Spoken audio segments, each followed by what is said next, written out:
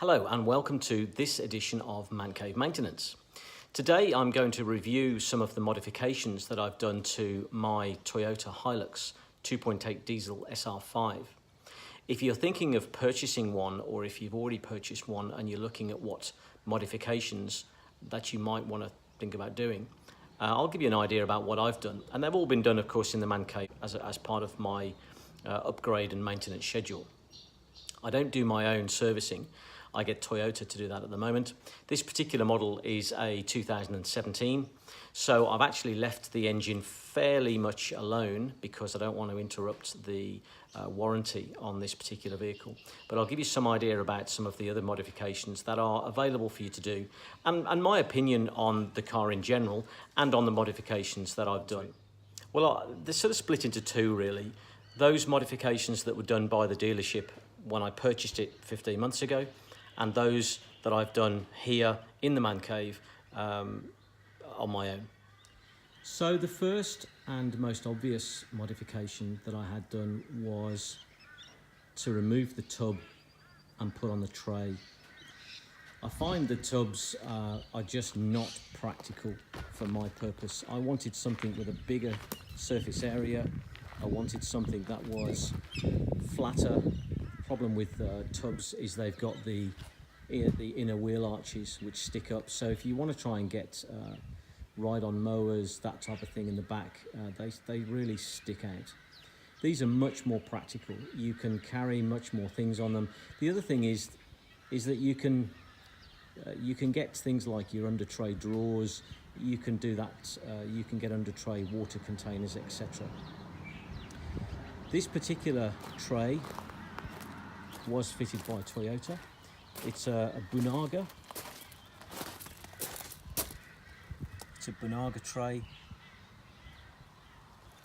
I think all up it was about £5,000 sprayed, so obviously to match the rest of the vehicle.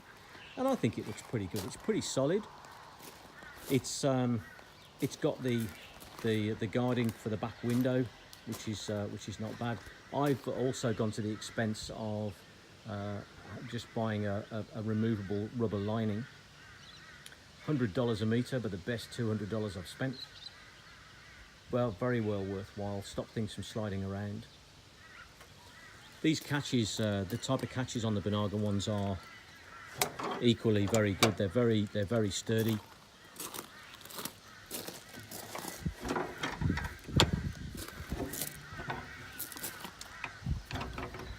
Perhaps a drawback in some respects is that because it's extremely well made with thick steel, it's probably a little bit heavy. But my fuel consumption is not as bad as the press are making out. The press are saying that they got 10 litres to 100 k's from their standard Hilux, and I'm getting about 11. Well, with all the gear I've got on here, that's not bad. I don't think that's bad at all.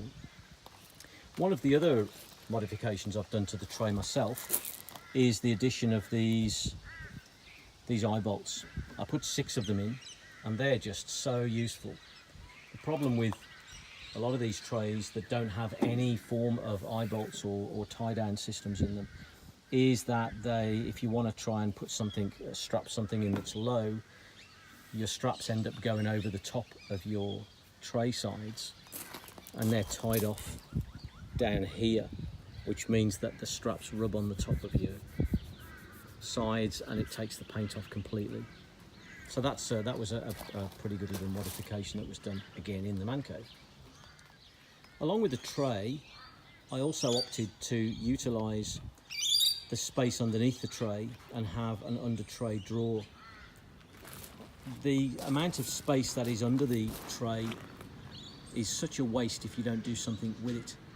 A lot of people have water containers, or they'll put some kind of other bits and pieces under there, storage for pipe work or long tools or whatever, maybe a farm jack. But I opted to go for this under tray drawer.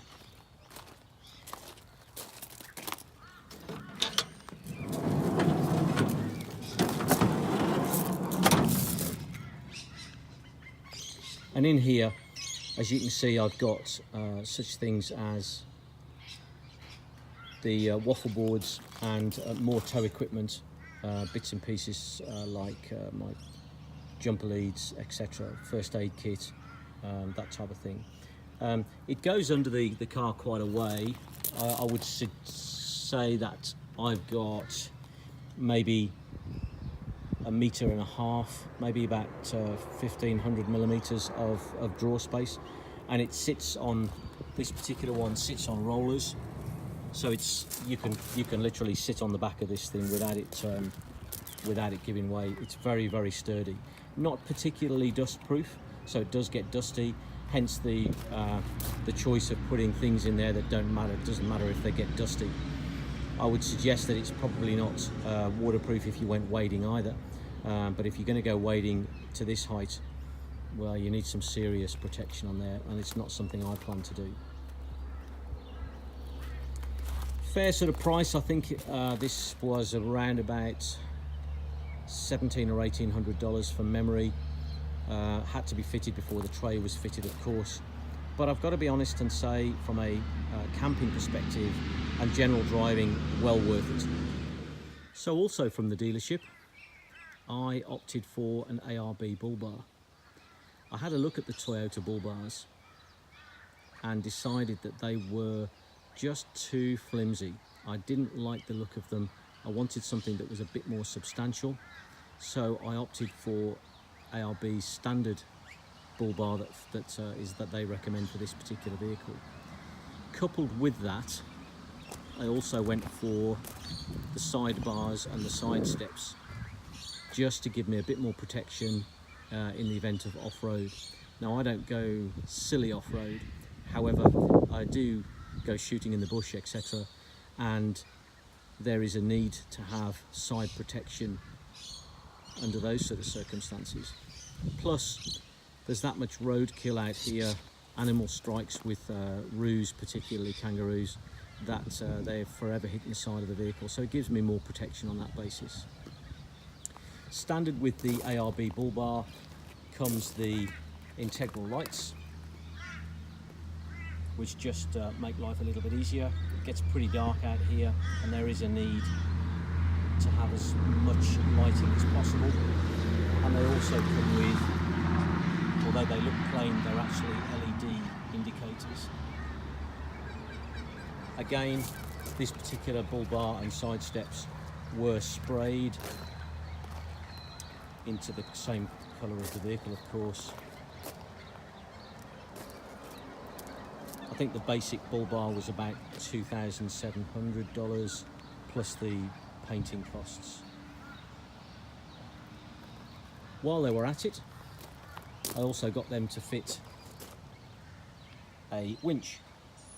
Winches out here, I think, certainly for my purpose, are absolutely totally and utterly necessary, and I've used this one several times. This particular one is an Ironman. I didn't want to go the whole hog and have the worn type stuff. Just too expensive, couldn't justify that. I did, however, opt to remove the steel cable, I don't know whether you can see that in there, and I went for a synthetic rope, which are much, much safer and much easier to use as well. I've used this particular one a couple of times, even in the 15 months I've had it, pull other people out, get me out when I've been bogged, etc. This particular Ironman winch is a remote control one as well, which makes life a lot easier if I'm on my own. Again, the side bars and side steps just add to the look of the vehicle. You'll notice as well, of course, that I went for, again, this was fitted by Toyota, I went for a raised air intake. Opted for the Safari purely because they offer a much better warranty system. They use much better plastics that don't degrade in the sun. The sun out here tends to degrade anything that's plastic terribly. Tended to get this not specifically for wading in water. I don't plan to get much in water if I can help it. However, it does take in a much more cleaner air. There's an awful lot of dust out here in the outback, and there is a much of a need to be taking much cleaner air that's higher up. So more for that reason than anything else, effectively. So let's have a look now at some of the more man cave orientated accessories and modifications that I've done personally to this particular vehicle. I put in the under tray drawers. I've had under tray drawers before on previous vehicles, and the ones I had before had a flat sided bottom to them, so the bottom of it was parallel to the ground. That made them much more practical because you can get an awful lot more in them, but it makes them look bloody awful. So these are much better. They obviously slope upwards towards the rear. The amount of room that you've got inside isn't too bad. I mean, I can get all my gear in them. On the one side I've got all tools, and on this side, that's on the far side, on this side I've got ropes and straps and blocks in case I ever need to jack the vehicle up on soft ground, that type of thing. And then there's the other side too. And as you can see, if I step backwards, they're in keeping with the vehicle. I may at one stage get them sprayed, but I think in aluminium, if they were sprayed, they would get stone chipped and the paint would start to look pretty shabby. So one final thing that Toyota fitted for me was a 2-inch lift.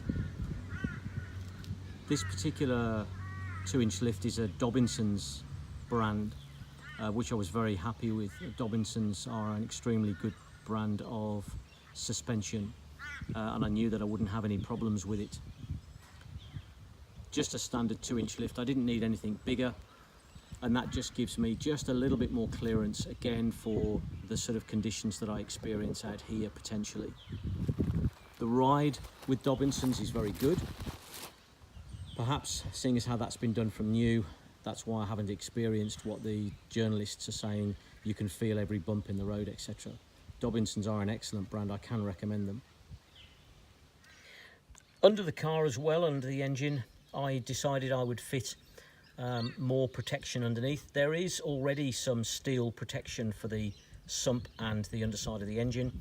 However, as I mentioned before, kangaroos out here cause a phenomenal amount of damage to your vehicles when they're struck, and therefore I decided to go for one of these underbelly steel protection plates. This particular one is a spurious one, but it's good enough for what I need.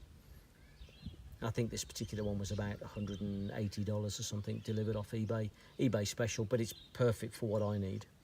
So starting from the inside at the rear, seat covers were always a good idea. I plan to keep this car for a few years, and certainly under these conditions, unless the seats are covered, they're going to get pretty mucky. I tend to have a fridge which I keep in the back of the vehicle, and therefore if the standard upholstery was just right underneath the fridge, there would be issues there over time. So I've gone for this particular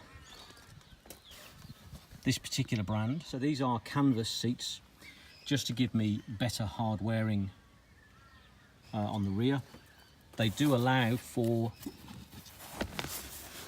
the seats to be split, which is very useful. And they also allow for the centre armrest to be utilised as well. So under the passenger side rear seat is a small storage area, and inside there I have fitted a permanent live fuse box. From that fuse box I've got two things that are supplied. So one is to my fridge, so that fridge can be worked even when the ignition is not on. The other is to reach across.